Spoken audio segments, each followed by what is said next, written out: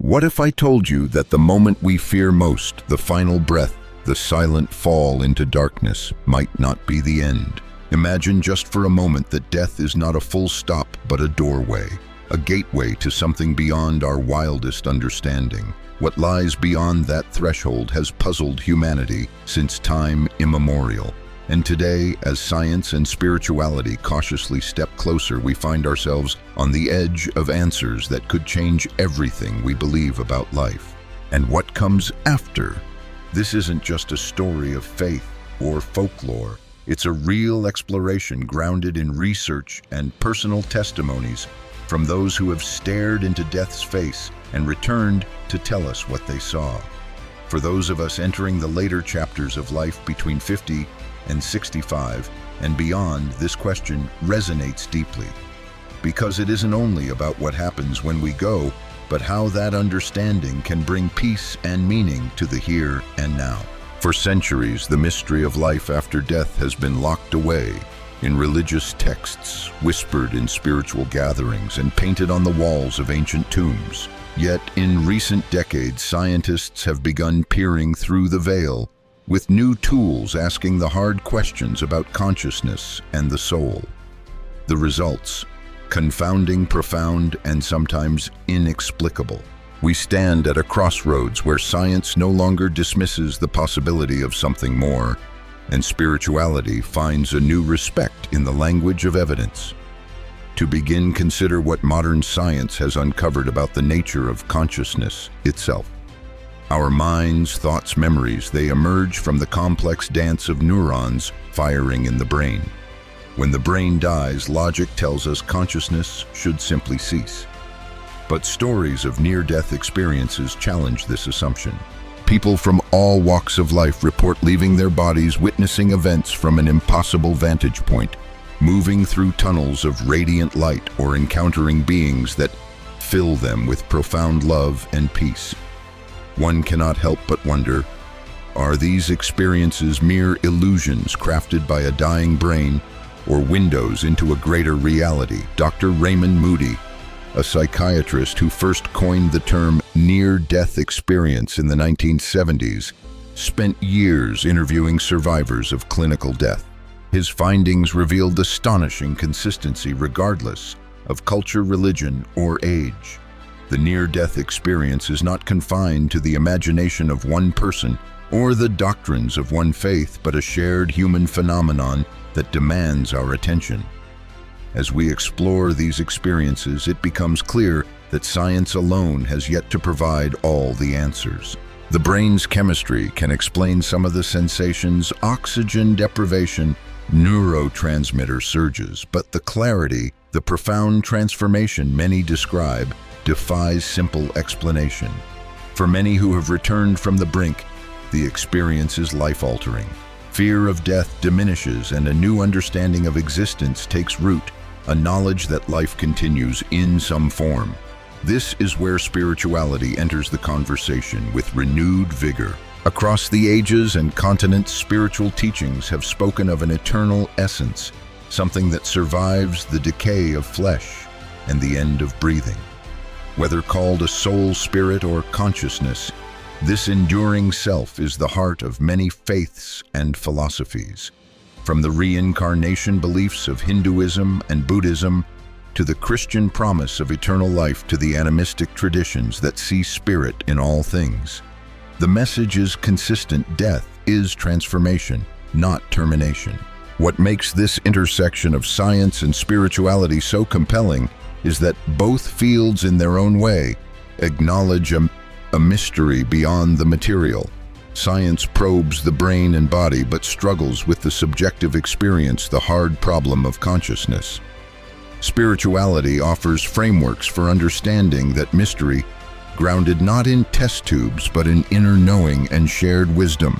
Some researchers have ventured even further. Dr. Stuart Hameroff and physicist Sir Roger Penrose have proposed the OR theory, suggesting that consciousness arises from quantum processes within brain cells.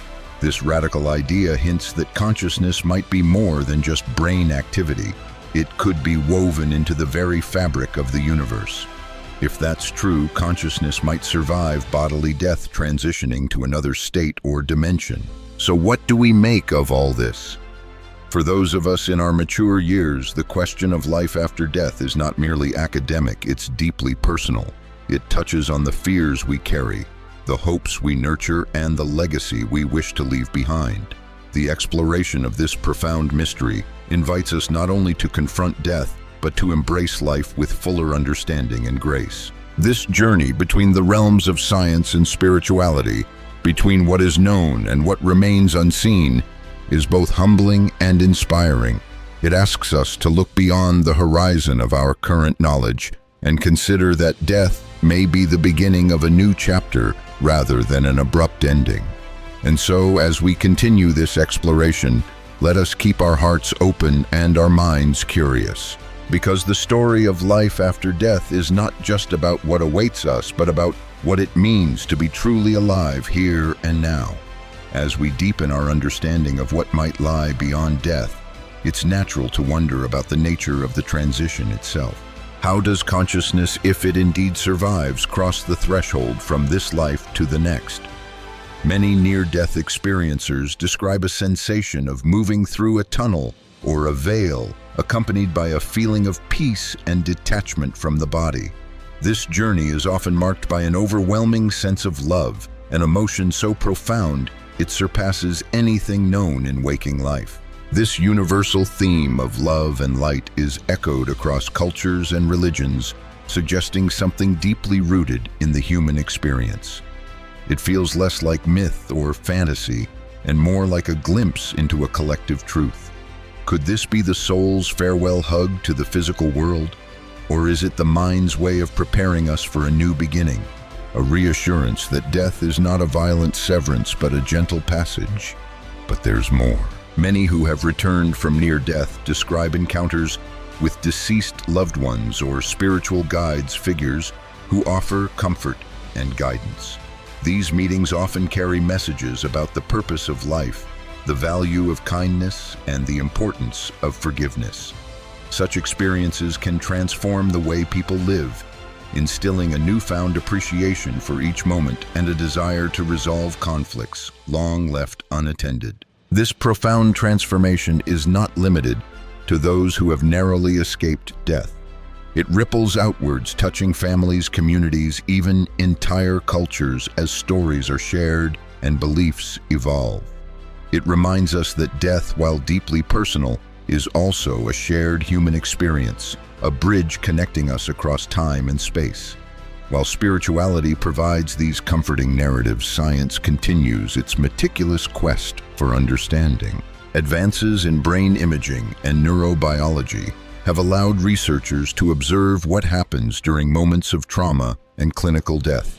Some findings reveal bursts of brain activity that occur even when the heart has stopped, brief surges that might account for the vivid experiences reported by near-death survivors. Yet even these scientific glimpses do not fully explain the transformative impact or the clarity many describe. It is as if something within us, the essence of who we are, remains untouched by the final flicker of biological function. This sparks a vital question: if consciousness can exist independently of brain activity, what then is the true nature of the self? Philosophers and scientists alike have wrestled with this question.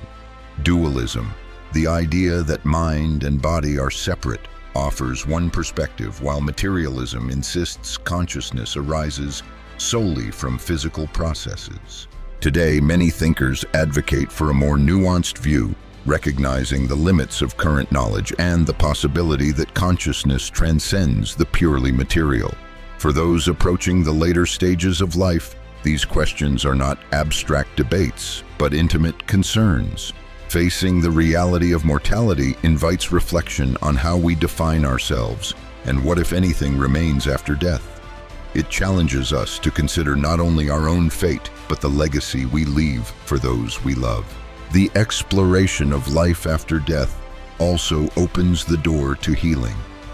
Understanding that death might not be the end can alleviate fears, ease grief, and foster peace of mind. It encourages us to live with greater purpose, knowing that our actions echo beyond this lifetime. This connection between life and what may lie beyond calls us to a deeper empathy. When we grasp that the journey does not end here, it becomes easier to embrace forgiveness, compassion, and reconciliation. These values, often taught by spiritual traditions, gain fresh significance when viewed through the lens of continuity beyond death. Moreover, many spiritual traditions offer practices to prepare for this transition. Meditation, prayer rituals that help individuals face death with calm and dignity. Such practices are not merely about the moment of dying, but about cultivating a life filled with awareness and love. Science and spirituality, once seen as opposing forces, now converge in this quest. Both acknowledge the profound mystery of consciousness and the possibility of something beyond our physical existence. This meeting point invites us to suspend rigid beliefs and embrace the unknown with wonder and humility. Stories from those who have crossed the threshold and returned teach us valuable lessons. They remind us that love transcends death, that life's meaning extends beyond what we see, and that fear need not dominate our final moments. These stories, woven together from science and spirit, create a tapestry of hope and understanding. For the mature listener, the invitation is clear to reflect on life's greatest mystery, not with dread, but with curiosity and openness. To see death not as an enemy, but as a part of a greater journey, one that connects us to something eternal. And in embracing this perspective, we find a renewed appreciation for the preciousness of each day, each breath, each heartbeat. Because whether life continues in another form or returns to the universe in a new way, the essence of who we are, our love, our memories, our spirit remains. This understanding reshapes the way we live. It encourages us to cherish relationships, forgive old wounds, and pursue what truly matters. It teaches us that in the face of uncertainty, peace is possible, not from knowing all the answers, but from accepting the mystery with grace. As we move forward in this exploration, we will delve into the profound implications of these insights, how they influence not just what we believe about death, but how we live, love, and find meaning in our time here. Because ultimately, the story of life after death is not just about what awaits us, it's about how that knowledge transforms us here and now, guiding us toward a fuller, richer experience of being alive. As we reach the close of this journey into the mysteries of life after death, it's clear that the answers may never be fully known. Yet what truly matters is how this knowledge shapes us, how it softens our fears, deepens our compassion, and inspires us to live with greater intention and love. Whether you find comfort in science, spirituality, or a blend of both, remember that this exploration is part of our shared human story. Life, with all its beauty and fragility, is a gift, and in embracing the unknown beyond it, we discover a profound sense of peace. So hold on to hope, cherish your connections, and let this understanding guide your steps every day. If this conversation touched something deep within you, if it sparked new questions or brought comfort, I invite you to join our community. Subscribe to the channel where together we explore life's biggest mysteries, always with heart, curiosity, and respect. Thank you for being here. Until next time, take care of yourself and those you love.